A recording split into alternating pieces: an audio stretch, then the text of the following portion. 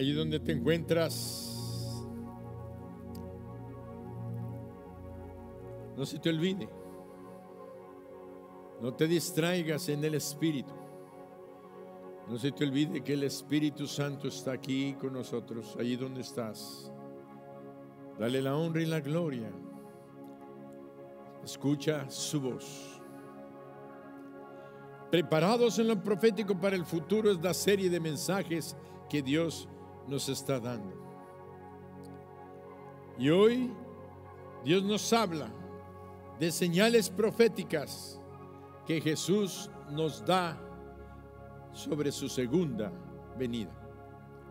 En Mateo 24 del 1 al 14 vamos a leerlo dentro de unos momentos, pero quiero decirles que el Señor Jesucristo había estado enseñando y anunciando el Evangelio al pueblo en el templo de Jerusalén días antes de la celebración de la Pascua judía, que sería el inicio en su camino hacia la muerte en la cruz del Calvario, su sepultura y su resurrección al tercer día de entre los muertos.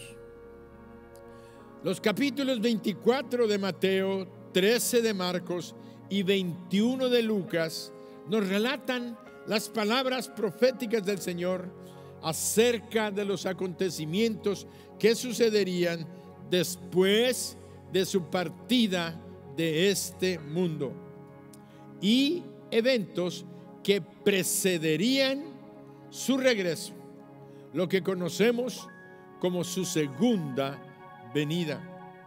Y estas palabras proféticas son conocidas en el mundo cristiano como el discurso profético del Monte de los Olivos. Ahora, este discurso que Jesús pronunció en el Monte de los Olivos la última semana de su ministerio terrenal es el eje central de sus declaraciones proféticas y muy importante para toda la humanidad, para todos los seres humanos, porque no debemos de perder de vista que Jesús es el Hijo de Dios y que Dios, como su Padre, estaba hablando a la humanidad a través de la boca de su Hijo, y lo hizo con palabras tremendamente de un valor profético, porque lo que declaraba era no lo que estaba sucediendo, sino lo que iba a suceder. Y podemos ver que esta profecía alcanzan años, decenas de años y miles de años después de este evento. Vayamos entonces a la Biblia, al Evangelio de Mateo 24 del 1 al 14. Voy a permitirme hacer esta lectura y la voy a hacer un poco rápida. Pon atención, ve leyendo y después vamos a ir viendo algún versículo tras versículo o algunos versículos de esta lectura. Lo más importante es que tengamos un concepto, una idea global de esta porción de las Sagradas Escrituras. Mateo 24 del 1 al 14. Cuando Jesús salió del templo y se iba, se acercaron sus discípulos para mostrarle los edificios del templo. Respondiendo, él les dijo: ¿veis todo esto? De cierto os digo que no quedará aquí piedra sobre piedra que no sea derribada. Y estando él sentado en el monte de los olivos, los discípulos se le acercaron aparte diciendo: dinos, ¿cuándo serán estas cosas? ¿Y qué señal habrá de tu venida y del fin del siglo? Respondiendo Jesús les dijo: mirad que nadie os engañe, porque vendrán muchos en mi nombre diciendo: yo soy el Cristo, y a muchos engañarán. Y oiréis de guerras y rumores de guerras. Mirad que no os turbéis, porque es necesario que todo esto acontezca, pero aún no es el fin. Porque se levantará nación contra nación y reino contra reino, y habrá pestes y hambres, terremotos en diferentes lugares, y todo esto será principio de dolores. Entonces os entregarán a tribulación y os matarán, y seréis aborrecidos de todas las gentes por causa de mi nombre. Muchos tropezarán entonces y se entregarán unos a otros, y unos a otros se aborrecerán. Y muchos falsos profetas se levantarán y engañarán a muchos. Y por haberse multiplicado la maldad, el amor de muchos se enfriará. Mas el que persevere hasta el fin, este será salvo. Y será predicado este evangelio del reino en todo el mundo, para testimonio a todas las naciones, y entonces vendrá el fin. Entonces vendrá el fin. En el versículo 1 leíamos esto: cuando Jesús salió del templo y se iba, se acercaron sus discípulos para mostrarle los edificios del templo. Hay que hacer una reflexión como esta. Jesús estaba en el templo con ellos, y al parecer ellos, los discípulos, trataron de impresionar a Jesús con lo imponente que era el templo. Y tenemos que reconocer que el templo era majestuosamente una obra de la arquitectura mundial. Era el orgullo de la nación judía. Era una obra majestuosa y estaba asentada sobre la cumbre del monte Sión. Fue construido con mármol blanco. Todo era mármol blanco, enchapado con oro. Era una hermosa e inmensa estructura capaz de albergar a miles de personas. Simple y sencillamente podemos sacar esta conclusión cuando recordamos el evento en el libro de los Hechos. Dice que estaban predicando los apóstoles, y vamos a Hechos 4 del 1 al 4 para que veamos el evento que nos permite vislumbrar el tamaño y la gloria de aquel lugar. Hablando ellos al pueblo, vinieron sobre ellos los sacerdotes con el jefe de la guardia del templo y los saduceos, resentidos de que hablasen al pueblo y anunciasen en Jesús la resurrección de entre los muertos. Y les echaron mano y los pusieron en la cárcel hasta el día siguiente, porque era ya tarde. Pero muchos de los que habían oído la palabra, fíjense que dice muchos, no todos, muchos de los que habían oído la palabra creyeron, y el número de los varones era como 5,000. Estábamos pensando que ellos estaban en el templo, y que muchos de los que estaban ahí en el templo en aquella reunión, aquel día, muchos creyeron, pero no todos. Quiere decir que si creyeron 5,000, el número de los varones ha de haber sido el doble o hasta el triple. Podían haber cabido allá 10,000, 15,000 personas en los atrios del templo, allá en los patios del templo. Quiere decir que era una obra majestuosa, gloriosamente importante. Por eso sabemos que el templo tenía numerosas puertas, como la puerta del Salomón o la puerta real. Esta puerta era sostenida por 2 columnas impresionantes. Dicen que tenían que tomarse 4 personas de la mano para rodear el grosor de las columnas de mármol que se levantaban a las alturas y adornadas con capiteles de oro. Quiere decir que era una maravilla arquitectónica de lujo, de riqueza y de gloria. Era una belleza del mundo antiguo y era el orgullo de la nación judía. Y quiero decirte que no nada más era el orgullo como una construcción o como la imponente de un reino, sino que era el centro de la vida. El templo era el centro de la vida como nación. Y la señal, fíjate, y la señal de su relación singular con el único Dios verdadero. Quiere decir que ninguna otra nación tenía lo que tenía esta nación de Israel. Una relación singular, una relación personal con el Dios único, creador y sustentador de todo el universo. Entonces, por eso podemos entender que los discípulos esperaban que Jesús estuviera muy impresionado, con aquella construcción y con aquel templo. Pero vean lo que sucedió. Vean la respuesta que Dios les dio. Que al recibir aquella respuesta, para ellos debió ser como, ¿cómo lo diría? Como un golpe en la boca del estómago. Y cuando te dan un golpe en la boca del estómago, ¡ay! Se te va el aire y sientes que no puedes respirar y algunas gentes caen al piso.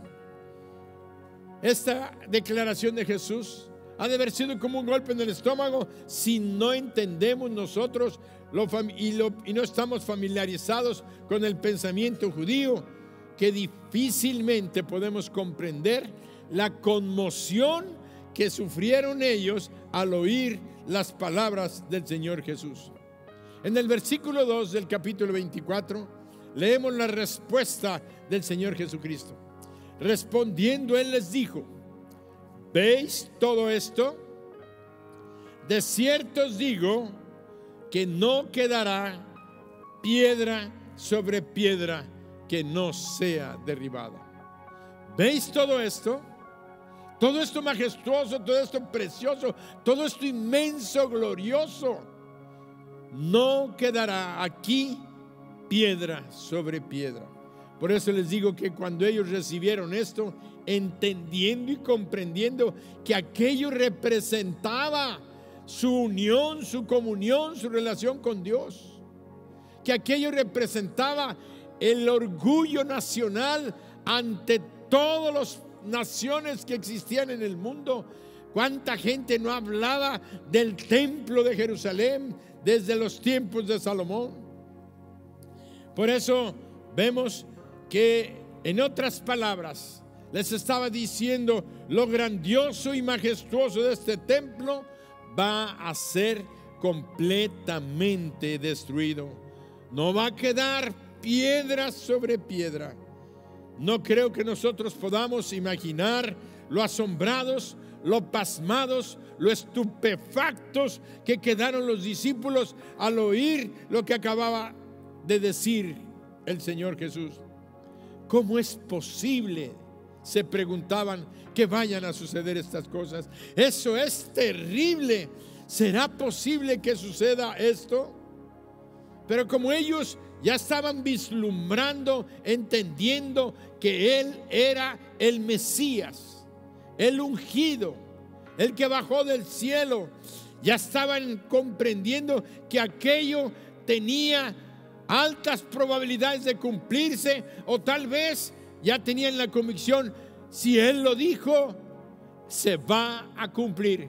Y como decíamos en las predicaciones anteriores, no era una metáfora, no era un ejemplo que se podía decir a lo mejor se va a cumplir, o es un significado simbólico. No, las palabras que el Señor Jesucristo había declarado se cumplían cabal y literalmente.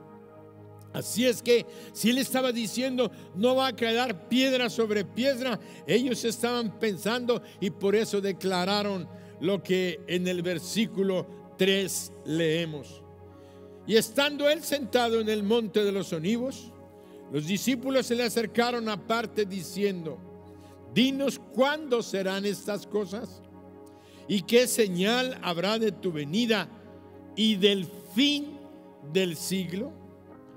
Concluimos pues que los discípulos que habían estado en el templo, dice que cuando ellos estaban ahí en el templo viendo, recibieron aquella respuesta, y ya no nos dice nada la Biblia desde el momento que estaban en el templo, y en el versículo 3 ya los encontramos en el Monte de los Olivos.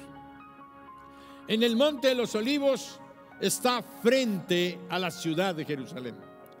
desde el monte de los olivos, que es un monte donde estaba sembrado muchos olivos que producen las aceitunas y sacan el aceite de olivo. Había un huerto grandísimo. Y allá el Señor Jesús acostumbraba a ir a orar o a llegar a pasar la noche. Se quedaban allá a dormir en el huerto. De tal manera que del templo los encontramos ya en el monte. Bajaron por un valle que se llama el Valle de Cedrón, y ahí estaban cuando los encontramos. Yo creo que en el camino ellos fueron pensando y diciendo que por qué habrá dicho esto, será que se va a cumplir, será que va a ser, y después empezaban a decir no, pues todo lo que ha dicho se ha cumplido, tenemos que entender esto. Y ahí iban hasta que llegaron, se sentaron y se atrevieron a volverle a decir: Señor, dinos cuándo van a ser las cosas del fin del siglo. ¿Qué querían decir ellos con el fin del siglo? Querían decir el fin de los tiempos, el fin del mundo. Para ellos, el hecho de que el templo de Jerusalén fuera derrumbado y destruido y no quedara piedra sobre piedra, simbolizaba el fin del mundo. Ahora tenemos que entender que ellos estaban en ese concepto equivocados. Todavía no iba a ser el fin del mundo, aun cuando el templo fuera derribado. Y eso nosotros lo podemos ver a través de los años y de los siglos, porque eso que estamos presenciando ahorita sucedió hace casi 2000 años. 2000 años de este evento. Y ahí encontramos cómo ellos estaban aturdidos, pasmados, impresionados. Entonces le hacen esa pregunta: ¿cuándo serán estas cosas? ¿Y qué señal habrá de tu venida y del fin del siglo? Estas preguntas que le hicieron a Jesús nos hacen pensar que los discípulos concluyeron lo que les había mencionado hace un momento, que era el fin del mundo. Entonces encontramos que Jesús les responde ambas preguntas. Fueron dos preguntas que se le hacen al Señor: ¿cuándo serán estas cosas? La de la destrucción del templo. ¿Y qué señal habrá de tu venida y del fin del siglo? Mateo, el evangelista Mateo, no refiere o no escribe la respuesta. Pero acuérdense que tenemos 4 evangelios: Mateo, Marcos, Lucas, Juan. Todos ellos hablan del ministerio de Jesús. Algunos relatan algún evento, los 3 o los 4, otros nada más lo mencionan 3 evangelistas, otra vez lo menciona solamente uno. Lo importante es que todos ellos escribieron, y leyendo los 4 evangelios tenemos una visión completa de del evento o de cualquier acción que podamos estudiar en la Sagrada Escritura. Y esta respuesta la encontramos con el Evangelio según San Lucas, capítulo 21, versículos 20 al 24. Lucas 21, 20 al 24. Tú debes de acostumbrarte, ahorita que estás en tu casa o estás acá, a traer tu Biblia y aprender a buscar tu Biblia. Hemos dejado de estar usando la palabra de Dios, hemos estado dejando de estar leyéndola, y trae tu Biblia. Sí es cierto que hay celulares que ahora ya estamos muy actualizados, pero para mí, y no es porque sea antiguo, no hay nada más precioso que estar leyendo y leyendo lo que está escrito en la palabra de Dios. No nada más es tinta y papel, es la palabra del Dios vivo. Y entonces encontramos que en Lucas 21 del 20 a 24 leemos lo siguiente. Y dice: pero cuando viereis a Jerusalén rodeada de ejércitos, sabed entonces que su destrucción ha llegado. Entonces los que estén en Judea huyan a los montes, y los que estén en medio de ella váyanse, y los que estén en los campos no entren en ella, porque estos son días de retribución, para que se cumplan todas las cosas que están escritas. Mas ay de las que estén encinta y de las que críen en aquellos días, porque habrá gran calamidad en la tierra e ira sobre este pueblo, y caerán a filo de espada, y serán llevados cautivos a todas las naciones, y Jerusalén será hollada por los gentiles hasta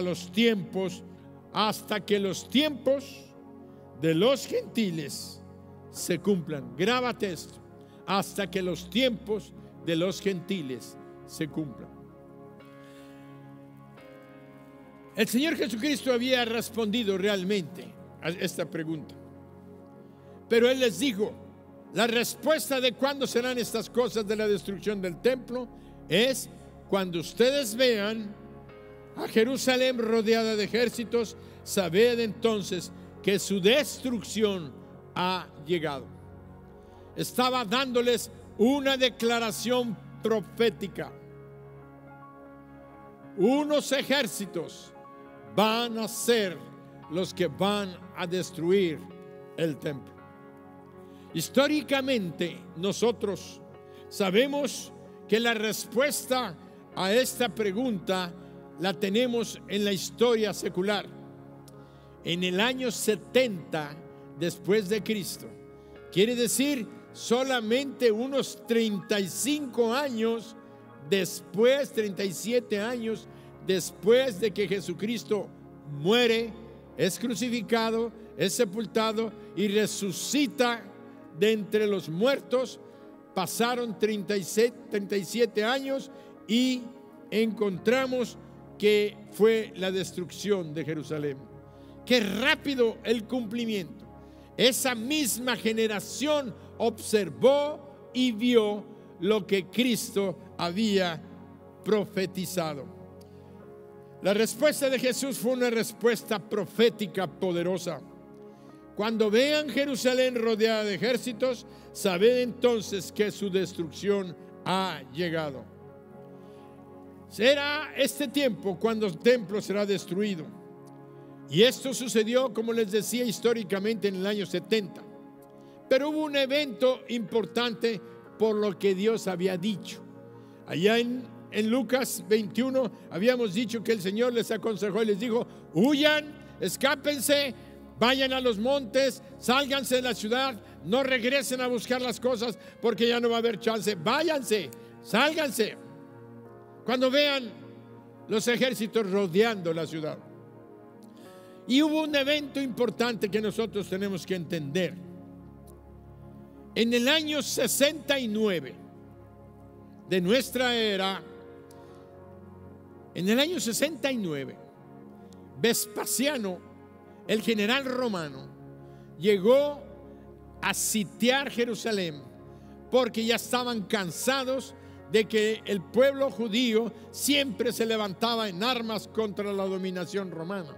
Siempre estaban en problemas, era una nación problemática para ellos, y entonces fueron a atacar para destruir a la nación, destruyendo la ciudad de Jerusalén.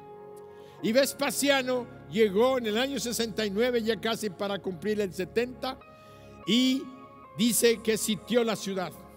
Pero había pasado un detalle importante en Roma, que era la capital del Imperio Romano. Nerón era el César en turno, era el emperador en turno. Nerón había enloquecido, había incendiado Roma y hacía muchas cosas de tal manera que lo asesinan. Matan a Nerón y empieza una pugna entre los senadores y los generales ahí del Imperio Romano. Pero Vespasiano era un hombre de una autoridad y un dominio y un control del ejército que le mandaron decir: ¿sabes qué? Regrésate, porque tú eres el candidato idóneo para ocupar el imperio, el reinado del Imperio Romano. Dice: y todos estamos pensando en nombrarte. Entonces dice que él, ya habiendo tenido sitiada Jerusalén, levanta el sitio, cala con los ejércitos y se regresa a Roma.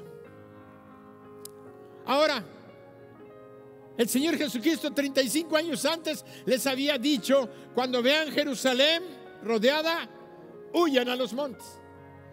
¿Cómo podían huir si ya estaba rodeada? No había manera de salir de una ciudad que ya estaba sitiada. Pero vean cómo Dios tiene el control de todas las cosas. De tal manera que encontramos que aquel sitio es levantado y se va. Entonces fue la oportunidad que todos aquellos que habían creído y que habían oído las palabras de Jesús, entonces dijeron: la destrucción está cerca. Nuestro Dios, nuestro Señor y Salvador, acaba de decirnos apenas hace unos años que este es el aviso. Y entonces muchos de los cristianos, de los creyentes, salieron de la ciudad. Y algunos que tal vez no eran tan cristianos, pero reconocían a Jesús como un gran profeta, o escucharon, creyeron y dijeron: vámonos. Y dice que muchos salieron y se fueron al otro lado del río Jordán, otros se fueron a los montes. ¿Y qué pasó? Pocos meses después, Vespasiano toma el control del Imperio Romano, se convierte en emperador y envía a Tito. Algunos dicen que era su hijo, no sé qué parentesco, pero era su pariente, de tal manera que envía al general Tito para que destruya Jerusalén. Entonces llegó Tito con las huestes romanas, 3 legiones romanas. Era tremendo el ejército y rodearon Jerusalén. Y ya no hubo chance de salir. Los que habían salido es los que habían creído, los que habían entendido, los que habían escuchado la voz profética de Jesús.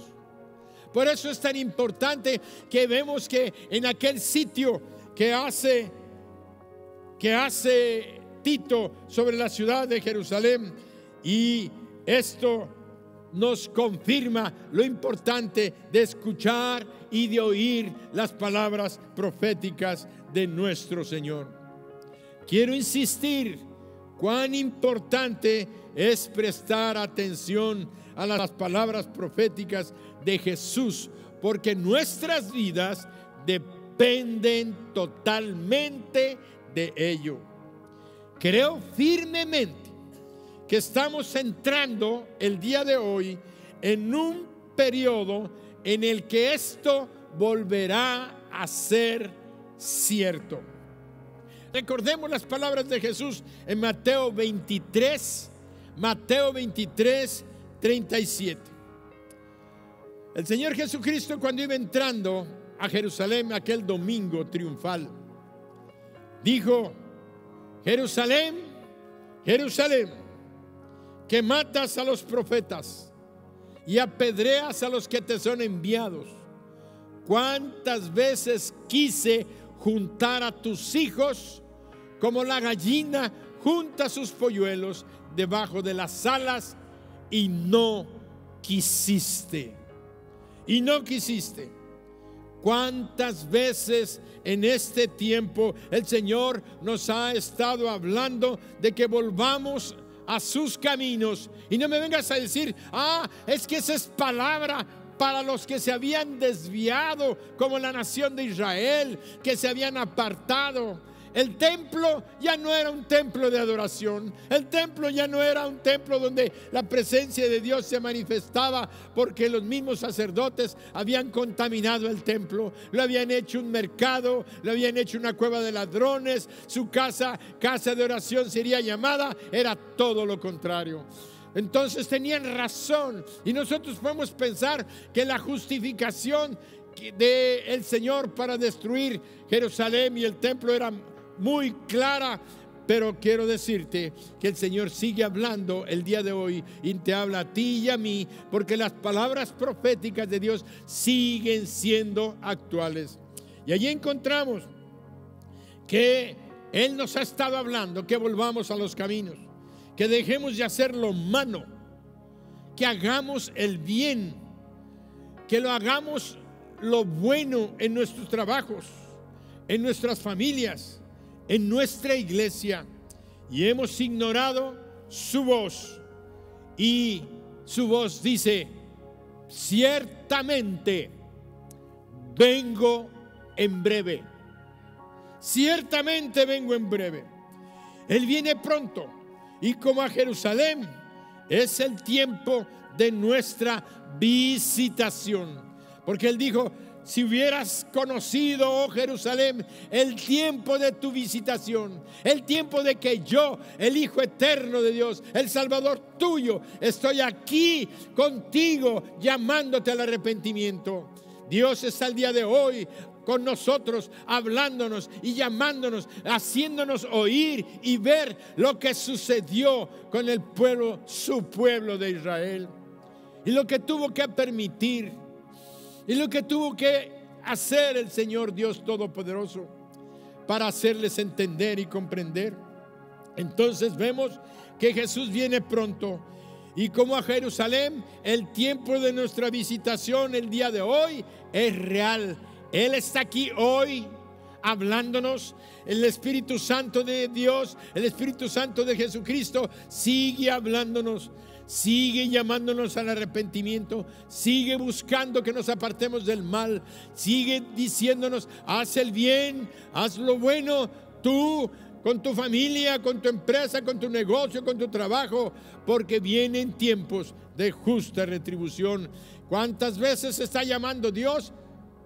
Y como le dijo a Jerusalén: te estoy llamando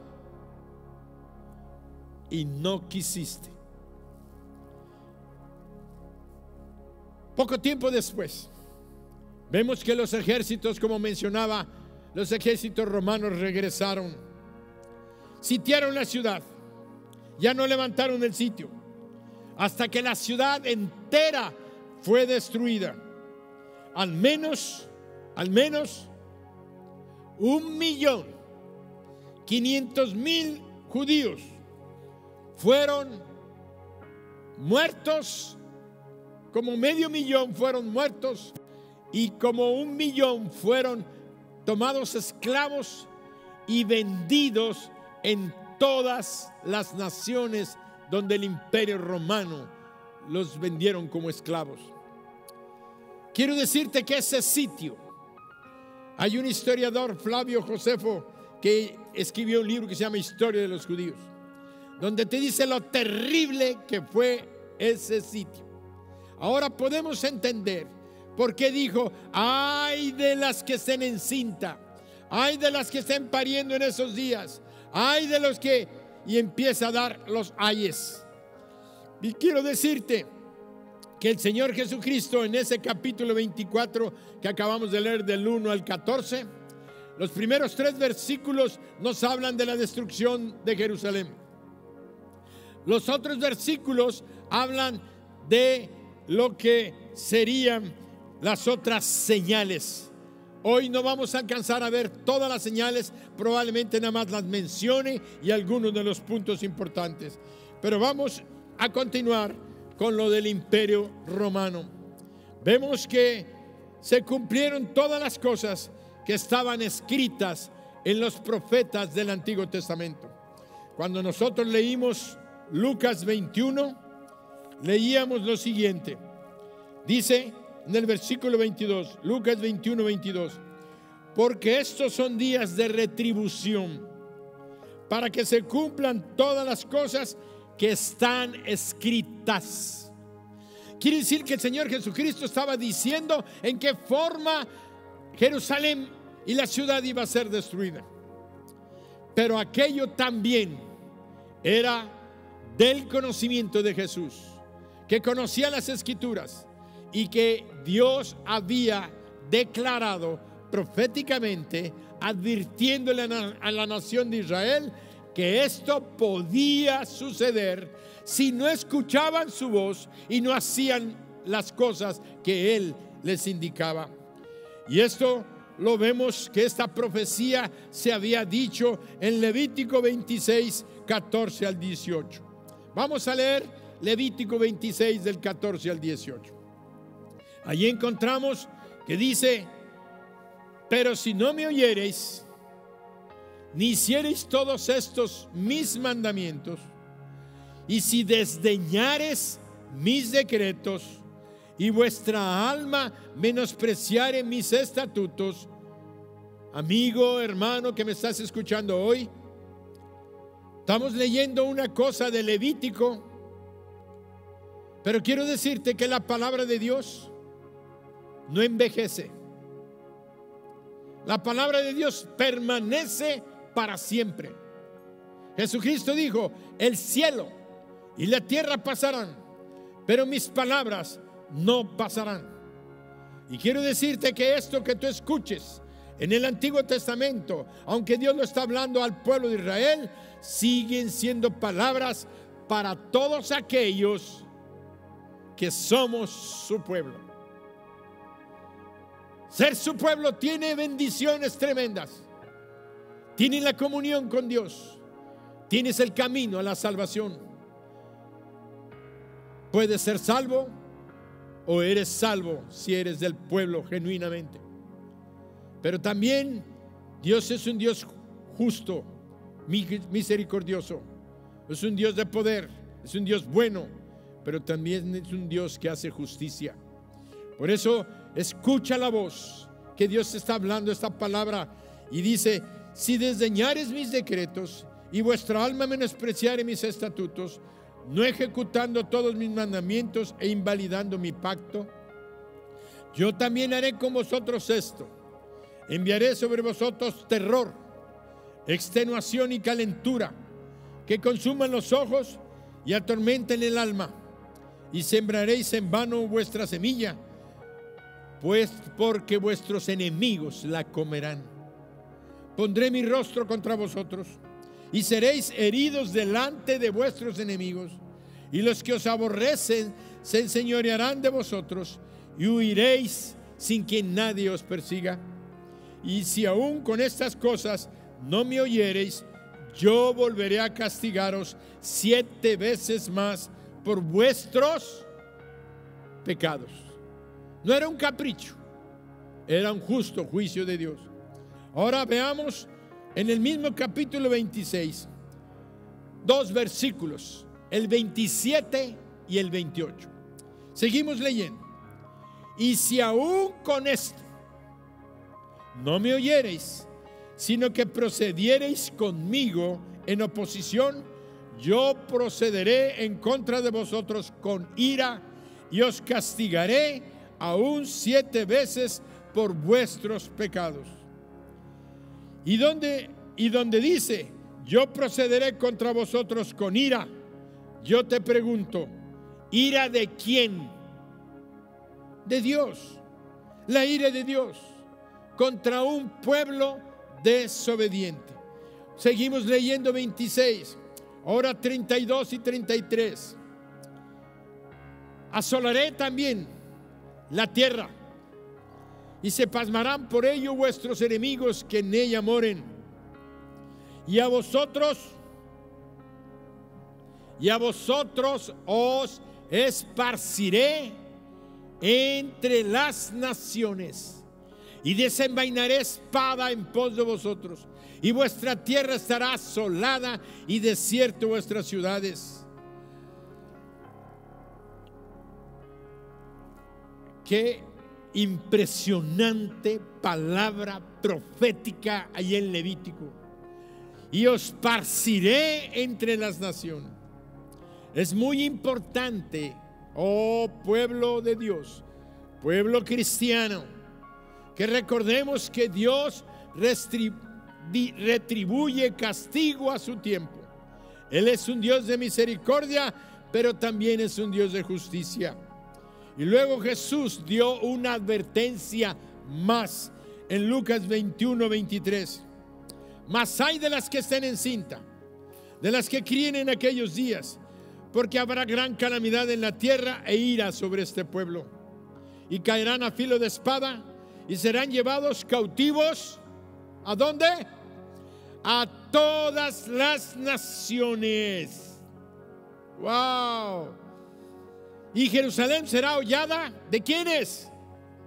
De los gentiles, hasta que los tiempos de los gentiles se cumplan.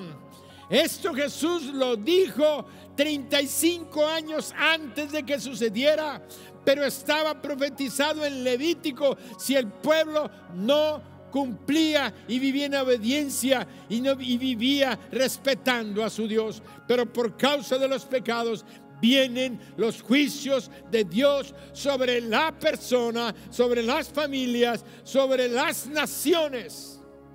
Dios es un Dios bueno, un Dios que avisa, un Dios que advierte, un Dios que nos ama. Ay de las que están encinta, qué terrible es pensar que una mujer que está embarazada tenga que correr y tenga que huir.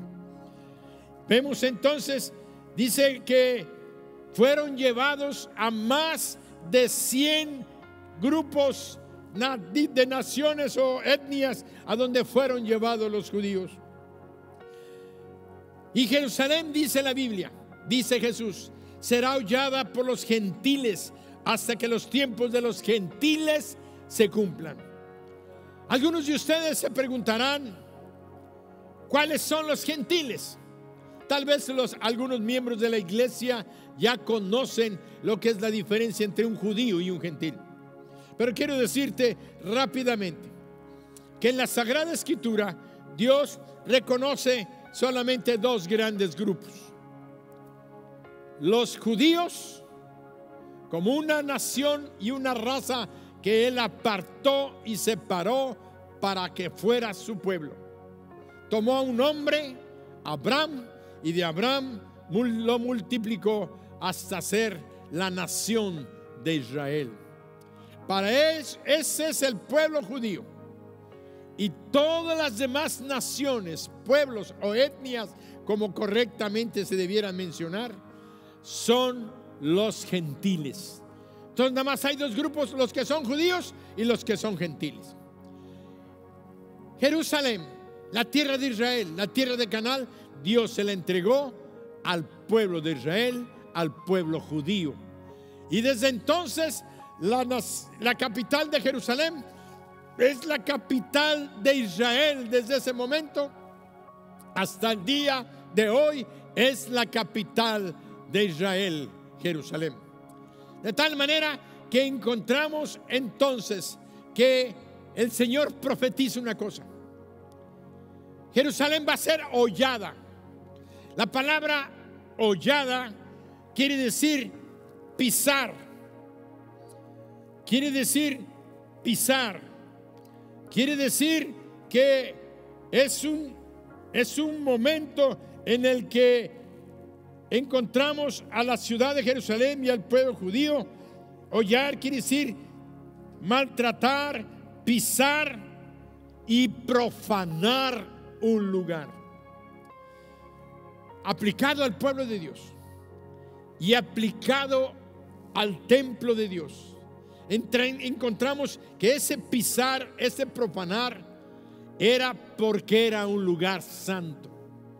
Entonces los gentiles tuvieron el permiso de Dios para profanar el lugar santo en ese momento, y desde entonces el territorio y la ciudad de Jerusalén ha estado bajo el control de los gentiles, o sea, de gente que no ha sido judía. Desde aquel año, desde el año 70, vino la grande dispersión. Quiere decir que la grande dispersión del pueblo judío por todas las naciones. También tú has oído un término que se llama la diáspora judía. La diáspora judía. Y esto es muy importante porque se habla acerca del juicio de Dios sobre la nación judía, donde Dios dispersó por todas las naciones al pueblo de Israel. Ahora encontramos en la Biblia lo que acabamos de leer: hasta que el tiempo de los gentiles se cumpla. Hasta, ¿qué significa? Que hay un límite, hay un tiempo específico, hay un tiempo marcado, hasta que venga una condición. Significa que no es algo permanente, no es para siempre. Habrá un fin a esto. Jesús dijo que hasta que los tiempos de los gentiles se cumplan, hasta que los tiempos de los gentiles se cumplan. Según entiendo, El tiempo de los gentiles denota el periodo de tiempo durante el cual los pueblos gentiles han tenido control de la región de lo que es la tierra de Israel. Israel debería de gobernar, y siguió hasta que en el año de 1948 se creó el Estado judío. Después de casi 2000 años de estar esparcidos por todo el mundo, durante estos 2000 años, las naciones gentiles gobernaron la tierra de Israel. Y voy a mencionar rápidamente algunos pueblos gentiles. En primer lugar, los primeros que conquistaron Jerusalén fueron los romanos. Pero hubo un tiempo en la historia del Imperio Romano muy especial. Hubo un tiempo en el que el Imperio Romano era totalmente pagano. ¿A qué le llamamos pagano? Aquellos que no son cristianos, aquellos que adoran ídolos, que adoran otro tipo de deidades, al cielo, a la luna, a las estrellas, al fuego, a los peces, al mar. Bueno, dioses por todo tipo, de todas formas. A eso le llamamos paganos. De tal manera que cristianos, aquellos que reconocen al Dios verdadero, al único Dios y creador de todas las cosas, como el Dios eterno. Encontramos que Roma pagana controló la tierra que habían conquistado. Posteriormente, aproximadamente en el año 300, hubo un emperador romano que tuvo una revelación donde vio una visión, donde a través de una cruz tuvo un sueño que dijo: con esta cruz dominarás el mundo. Entonces dijo: esa es la cruz de los cristianos, y este emperador romano llamado Constantino se convierte, entre comillas, se convierte en cristiano. Y entonces de un día para otro el imperio romano ya era cristiano. Y hubo una división en el imperio romano donde un emperador se fue a Bizancio, que eran los bizantinos, y otro emperador se quedó en Roma. Allí encontramos que un tiempo los que controlaron la tierra de Israel será la época bizantina, el imperio romano, pero ya cristianizados. Y ahí encontramos que hasta el año 638 estuvieron estos gentiles dominando Israel. Después pasaron un califa otomano, entró y conquistó y le quitó a los romanos el imperio, les quitó el dominio de Jerusalén. Después vinieron, como estaban los musulmanes controlando la tierra de Israel, los cristianos europeos. Ya en el año 1090 en adelante empezaron las cruzadas. Aquellos caballeros armados con sus armaduras, con sus capas, con una cruz roja y sus cascos, iban marchando a liberar la tierra santa, a liberar la Jerusalén que estaba en manos de los infieles. Y ahí empiezan las luchas y las cruzadas, y nuevamente Jerusalén es asediada, sus murallas destruidas, lastimadas y otra vez derribadas, pero siempre bajo el control gentil, no control judío. Y allí pasaron los cruzados. Después vinieron nuevamente ahora los turcos, que no son árabes, que es el imperio otomano, pero que son de religión musulmana. Estuvieron hasta el año de 1517. Y ahí encontramos que ellos estuvieron casi 400 años dominando la tierra de Israel. Y posteriormente, a partir de la Primera Guerra Mundial, en el año de 1917, Inglaterra conquista el Imperio Otomano, recupera la tierra de Israel y entra al nivel de los cristianos, pero eran ingleses, siguen siendo gentiles. Hasta el año de 1948, el siglo pasado, el pueblo judío comenzó a regresar, Y el 14 de mayo de 1948 se cumple la profecía de Jesucristo en Lucas 21, que dijo: hasta que se cumplan los tiempos de los gentiles. Quiere decir que en el año de 1948, a menos de 100 años, la profecía de Jesucristo, que su pueblo volvería a la tierra y vendrían y serían recogidos de todas las naciones y volverían a la nación de Israel. Esto es el preámbulo importante del regreso de Jesucristo como su segunda venida, porque es necesario que se establezca la nación de Israel y se establezca el control y el gobierno del pueblo judío sobre la nación y sobre la ciudad de Jerusalén. Y en el año de 1948 suceden detalles importantes.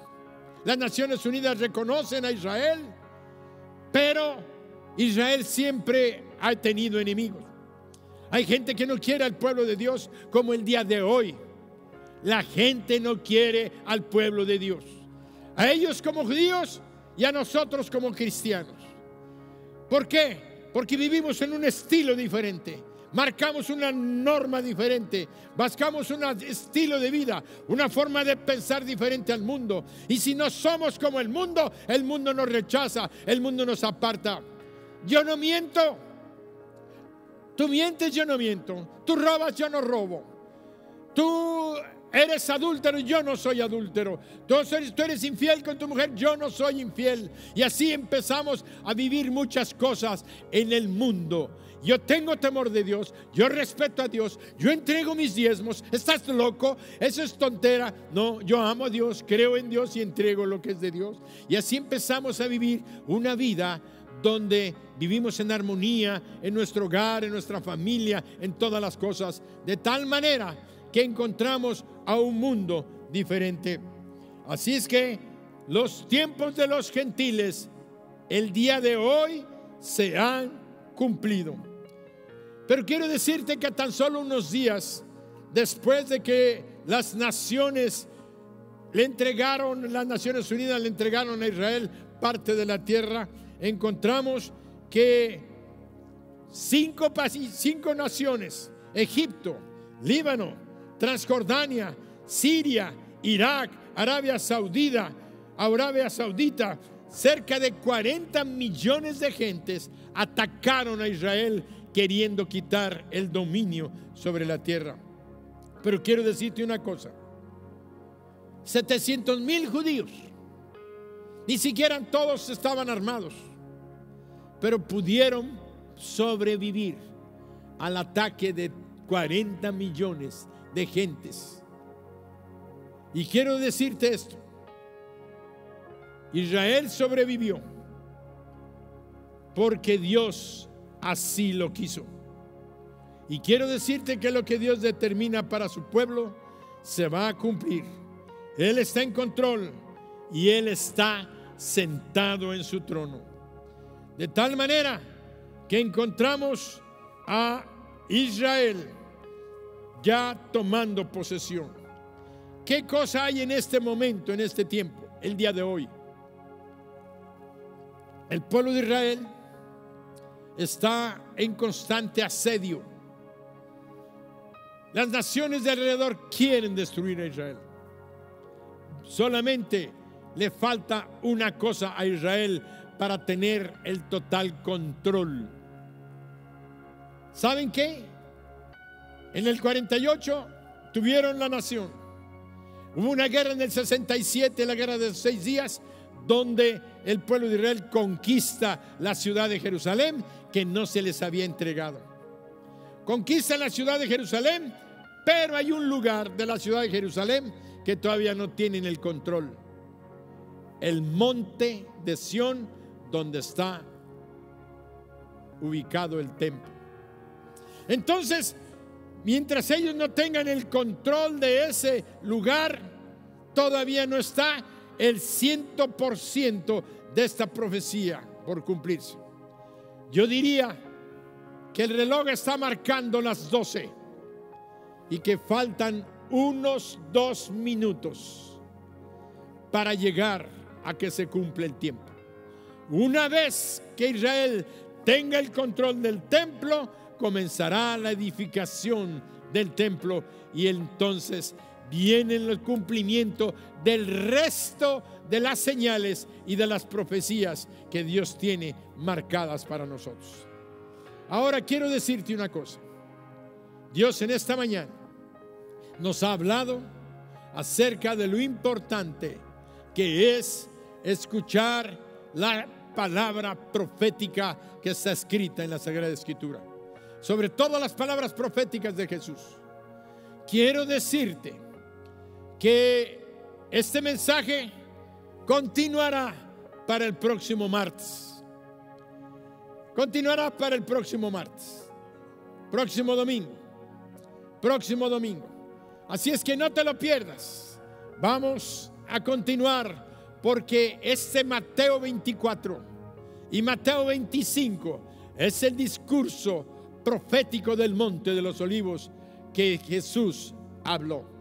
Y es tan importante para nuestras vidas como para la nación de Israel, porque Israel es el reloj profético de Dios. Y Jesucristo lo tomó de tal manera que yo te quiero decir una cosa. Jesucristo viene pronto. Y vuelvo a repetir el mismo texto. Cuando nosotros decimos el Padre Nuestro, en Mateo capítulo 6, creo que es versículo 7, decimos unas palabras. Mateo 6, 9, y 10. Mateo 6, 9 y 10. ¿Ven lo que dijo Jesús? Vosotros pues oraréis así: Padre nuestro que estás en los cielos, santificado sea tu nombre. Repite conmigo: venga tu reino, hágase tu voluntad, como en el cielo, así también en la tierra.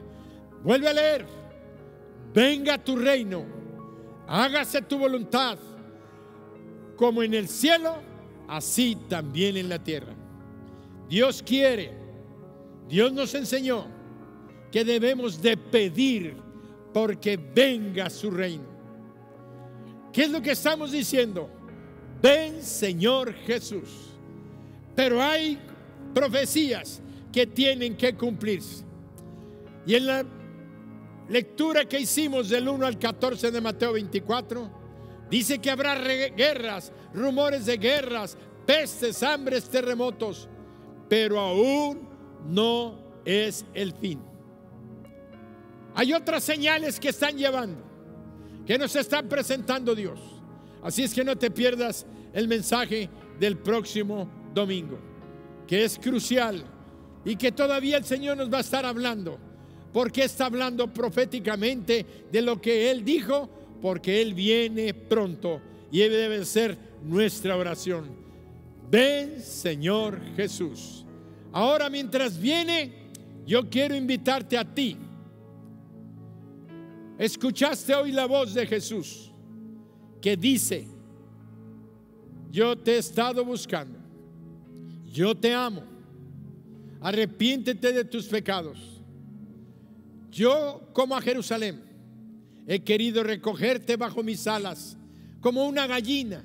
He querido que vengas bajo mi protección. He querido que vengas bajo mi cuidado. He querido que vengas a estar bajo mi bendición. Y tú no has querido. Pero hoy te invito. Hoy te invito, dice Jesús. Déjame entrar a tu corazón. Y yo, como pastor, te digo: haz caso. Escucha la voz de Dios. Él te ama, te ha amado siempre y quiere bendecir tu familia, tu vida, tu hogar, y que tengas un futuro precioso. Un futuro que cumpla las profecías que Dios tiene para tu vida. ¿Sabes cuál es una de las profecías que Dios tiene para tu vida? Si le entregas tu vida hoy: y yo les doy vida eterna. Es una palabra profética. Dios te dará vida eterna. No la tienes ahorita, pero si lo abres tu corazón y lo recibes, Él te dará vida eterna y verás cumplida el día de hoy, en este momento, una palabra profética para tu corazón. Una palabra que va a bendecir tu vida, tu hogar, tu familia, tu trabajo. Una palabra profética que nos prepara para estar en el cielo. Así es que cierra tus ojos y repite conmigo esta oración. Ábrele tu corazón a Jesús y conviértete en parte de su pueblo, siendo su hijo en esta mañana. Dile así: Señor Dios Todopoderoso, hoy he escuchado tu voz y reconozco que soy pecador o pecadora, que he hecho lo malo delante de tus ojos, y hoy quiero entregarte mi vida. Hoy me doy cuenta que tu Hijo Jesús vino a la tierra a morir en la cruz, pagar por mis pecados y derramar su sangre para limpiarme de toda maldad. Hoy le abro mi corazón a Él. Señor Jesús, ven, entra en mí, sálvame, límpiame y perdóname. Hazme un hijo de Dios. Dame la presencia de tu Espíritu Santo en mi corazón. Yo quiero de ahora en adelante vivir bajo tus alas, bajo tu protección. Quiero ser tu pueblo. Gracias, gracias, gracias, Señor Jesús, por entrar en mí, perdonarme, limpiarme y salvarme. Amén. Si tú hiciste esta oración, yo te invito para que en este momento le des gracias a Dios. Nada más dile: gracias, Señor, gracias por salvarme, gracias por perdonarme. Ahora sé que soy tu hijo. Si tú hiciste esta oración terminando el mensaje, hay un link donde tú lo puedes señalar, se abrirá y te pedimos unos datos para comunicarnos contigo. Queremos apoyarte en tu nueva vida espiritual. Has nacido de nuevo. En las próximas predicaciones de las próximas semanas te vas a dar cuenta que es necesario nacer de nuevo como tú naciste hoy, porque nada que no nace de nuevo no puede ver el reino de los cielos. Así es que te felicito por tu nuevo nacimiento. Pero como nueva criatura que eres, necesitas apoyo, necesitas guía, necesitas bendición, y nosotros estamos dispuestos a dártela. Comunícate con nosotros, no dejes de hacerlo. Yo, como pastor de esta iglesia, te bendigo y declaro que hoy tienes una nueva vida, vida eterna. Eres una hija o un hijo de Dios, y ahora comienzas una nueva etapa de bendición, de prosperidad y de victoria. Te bendigo. Amén.